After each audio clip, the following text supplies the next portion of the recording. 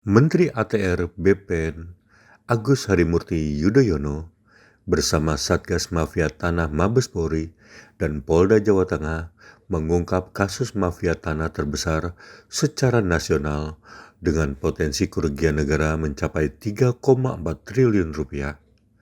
AHY menyampaikan kasus mafia tanah tersebut berada di Kabupaten Grobogan, Jawa Tengah dengan modus operandi upaya pemalsuan dilakukan pelaku dibantu oknum notaris yang mengubah akta jual beli milik korban.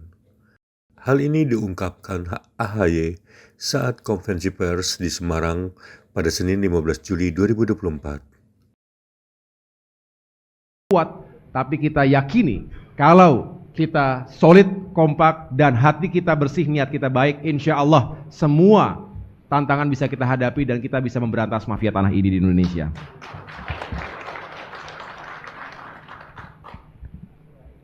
Selalu yang menjadi korban adalah rakyat, termasuk dunia usaha dan tentunya negara. Oleh karena itu, kita hadir untuk membela rakyat, membela kepentingan pertumbuhan ekonomi, dan tentunya membela kepentingan negara kita. Saya laporkan kepada Bapak Ibu sekalian, pada tahun 2024 ini, ada 87 kasus mafia tanah yang menjadi target operasi. Ada kenaikan 5 target operasi dari sebelumnya. Dari 87 TO tadi, yang sedang berproses, baik mulai tahap penetapan tersangka, masuk ke P19 sampai dengan P21, ada 47 TO. Dengan jumlah tersangka sebanyak 92 orang, atau lebih dari setengahnya telah melampaui target yang kami tetapkan di awal tahun. Adapun kasus khusus yang masuk pada tahap P21, artinya berkas perkara sudah lengkap semuanya, ada 21 TO dengan jumlah tersangka 36 orang, sedangkan luas objek tanah mencakup sekitar 198 hektar. Dengan total potensi kerugian negara dan masyarakat yang berhasil diselamatkan mencapai 5,16 triliun rupiah. Dan khusus di Provinsi Jawa Tengah ini, tadi Pak Kapolda juga sudah menjelaskan, Bapak Ibu sekalian kita tahu Jawa Tengah merupakan salah satu provinsi terbesar di Indonesia. Jumlah penduduknya, kemudian ada 35 kabupaten kota, artinya memang kompleks dan sangat dinamis.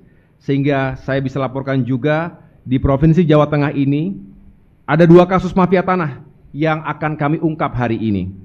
Tentunya kami akan terus mengejar masalah-masalah lainnya, tetapi paling tidak hari ini kami laporkan ada 2 kasus. Yang pertama, tempat kejadian perkara di Kabupaten Grobogan, Pak Ibu Bupati dan jajaran telah hadir, dilakukan oleh tersangka inisial DB, 66 tahun.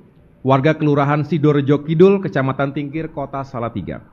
Modus operandi yang dilakukan tersangka adalah pemalsuan akte otentik tentang pengalihan kepemilikan tanah tanpa persetujuan pemilik yang sah, sehingga seolah-olah mengakibatkan hilangnya hak pemilik yang sah dengan bantuan oknum notaris. Awalnya tahun 2003 telah dilakukan penyitaan lahan tanah SHGB nomor 1 PT Semen Sugih Harapan oleh pihak Kejaksaan Negeri Jakarta. Lalu pada tahun 2004 dilakukan lelang yang dimenangkan oleh PT Alip. Hadir di sini ya, para korban.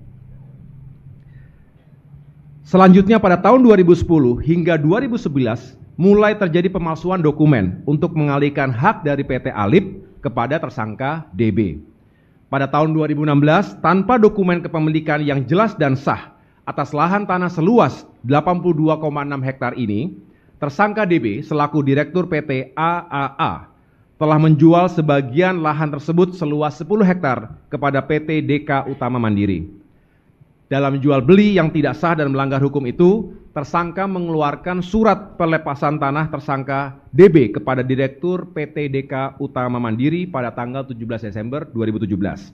Tak hanya itu, pada tahun 2023, tersangka DB juga tanpa izin membangun kantor, saya ulangi tanpa izin, ia membangun kantor PT AAA, memasang pagar, menempatkan kontainer-kontainer dan memasang papan nama dengan tulisan tanah bekas HGB nomor sekian, desa ini Kecamatan Tangguh Harjo, seluas 826.000 meter persegi dalam penguasaan PT AAA.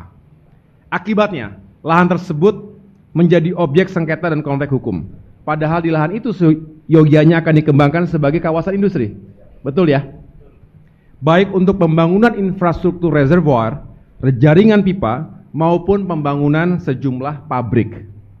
Untuk itu dengan terungkapnya kasus ini, maka kami menyelamatkan potensi kerugian masyarakat dan negara sebesar kurang lebih 3,41 triliun rupiah.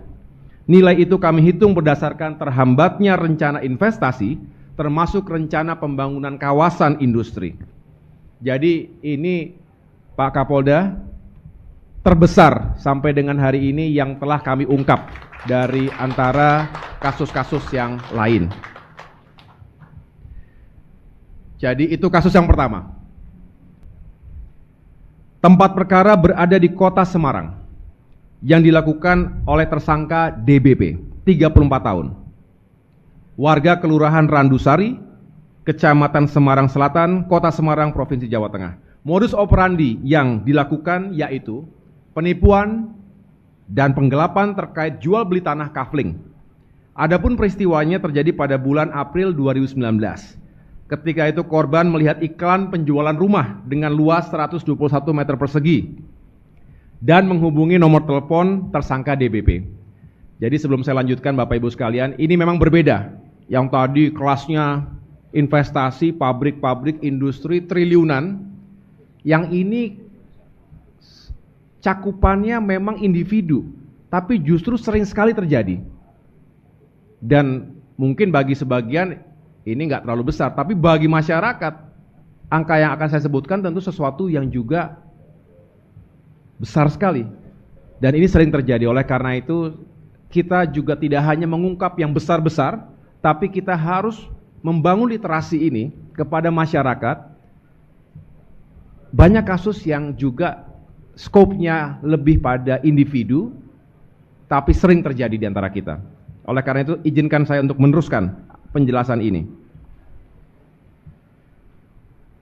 Korban bertemu dengan DBP untuk membahas lokasi dan harga perumahan.